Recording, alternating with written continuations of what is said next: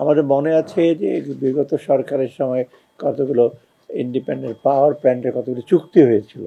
চুক্তিতে আমরা দেখেছি অনেক অসম ক্লজ ছিল সেগুলো রিভিউ করার জন্য, এবং রিভিউ করার জন্য বিগত এখানে অনেকগুলো কোম্পানি আছে, বিদেশি কোম্পানি, তাদের চুক্তিগুলো রিভিউ করার জন্য হাইকোর্ট থেকে একটা নির্দেশনা আছে, যেটা এটা তাদের সাথে আলাপ আলোচনা করে যাতে আমরা এসে পরিচয় করি, এবং এই জন্য আমাদের আইনি সহায়তা দরকার, এবং সেটা করার জন্য আমরা একটা প্রপোজাল অ্যাপ্রুভ করেছি।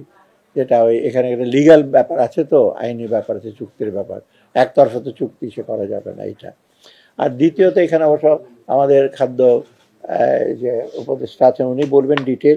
আমরা খাদ্য পরিকল্পনা কমিটি আর কি, যেটা আমরা অ্যাসেস করেছি যে আমাদের খাদ্য মজুদ স্যাটিসফ্যাক্টরি আছে, আউশ মানে চাল, ধান, গম, এটাই মেজর, তাই না? এই তিনটা এটা আমাদের আছে। আর আমরা কি কি প্রকিউর করবো সেটা একটা টার্গেট আমরা দিয়েছি, এবং সদ্য সমাপ্ত জুনে যেসব টার্গেটগুলো ছিল মোটামুটি আমরা এগুলো ধানের টার্গেট, লক্ষ্যমাত্রা, আউশ, আমন সেগুলো করেছি। সবচেয়ে বেশি আসলে আমরা বড় ধান প্রকিউর করি, সবচেয়ে বেশি আমন, তারপরে আউশ সবচেয়ে কম, এই হলো। আর মজুদ স্যাটিসফ্যাক্টরি, এটা খাদ্য উপদেষ্টা মহোদয় বলতে পারবেন। আর একটা শুনে আমরা একটু অ্যাডভান্টেজ নিচ্ছি, আন্তর্জাতিক দাম চালের বিশেষ করে কমছে, আমরা একটু কম্পিটিটিভ সাথে ওটা প্রয়োজন হলে ওখান থেকে আনবো, কারণ কম্পিটিটিভ প্রাইস চালের দাম মোটামুটি কমছে বেশ। এই হলো সার্বিকভাবে।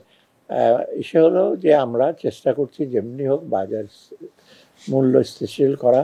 সেখানে আপস অ্যান্ড ডাউনস থাকবে, সব পণ্যের দাম একসাথে কমে যাবে সেটা কোনোদিন সম্ভব না, সব পণ্যের দাম একসাথে বেড়ে যাবে সেটাও কাম্য না।